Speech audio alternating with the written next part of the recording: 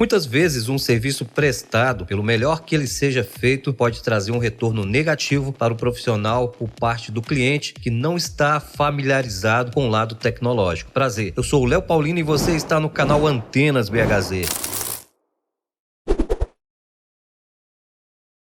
É muito comum, após uma prestação de serviço, em alguns casos, o profissional ser contactado pelo cliente, onde o mesmo relata que o equipamento ou o televisor não está funcionando. Alguma destas manifestações chega até a confundir o mais experiente profissional, dando-o a entender que realmente houve uma falha na prestação de serviço. E ao chegar ao local para fazer o reparo, o defeito é simplesmente corrigido com um aperto de tecla. Então o defeito está entre o controle e o televisor.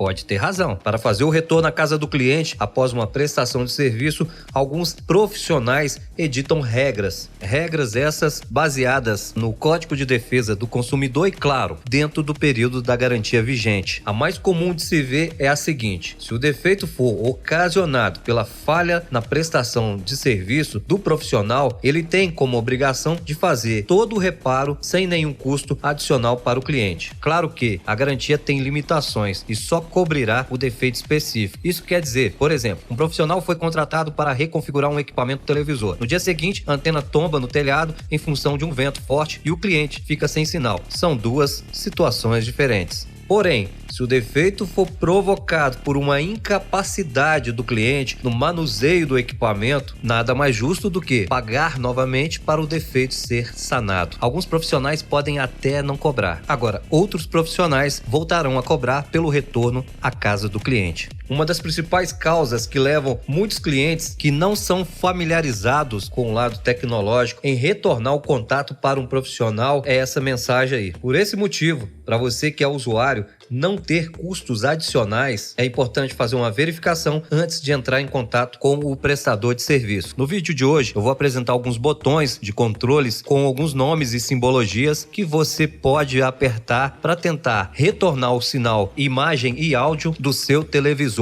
Vale lembrar que vai variar de controle para controle, mas você com certeza identificará algum desses botões em seu controle. E ao identificar o botão correto e pressioná-lo, provavelmente você se deparará com as seguintes opções: TV, que está ligado à TV convencional, onde você precisa ter uma antena externa em cima do telhado, aquelas parecendo espinha de peixe, que geralmente é mais comum, ou então uma antena interna, para que essa função funcione. A opção AV é destinada a equipamentos que são ligados à sua televisão através do cabo RCA. Aqueles cabos coloridos, geralmente identificados pelas cores branco, vermelho e amarelo. Já a opção HDMI é destinada a equipamentos que geram imagem e áudio para o televisor em alta definição, através do cabo HDMI. Muitos televisores não têm a capacidade de identificar essas opções de forma automática. Já alguns outros televisores, assim que você conecta o cabo, ele vai habilitar a função, seja HDMI, AV, enfim. Essa confusão muitas vezes se dá porque o cliente não sabe qual opção que ele deve escolher para selecionar a entrada correta onde está conectado um determinado aparelho ou habilitar a função de TV convencional. Por exemplo, o cliente liga o aparelho televisor, mas esquece que deve ligar o equipamento auxiliar, seja da Claro, da Sky, parabólica, decodificador alternativo. Enquanto ele não ligar o equipamento que deseja, na tela da TV aparecerá a mensagem sem sinal. Outro exemplo, o cliente tem um equipamento da Sky, mas poderia ser qualquer outro equipamento, conectado por um cabo HDMI na entrada de número 1. Se na TV o cliente escolher a opção HDMI 2, não vai funcionar. Ele deve então selecionar a opção correta, que neste caso seria HDMI 1. Mais um outro exemplo, de forma involuntária, sem querer, o cliente acaba apertando um botão errado que leva-o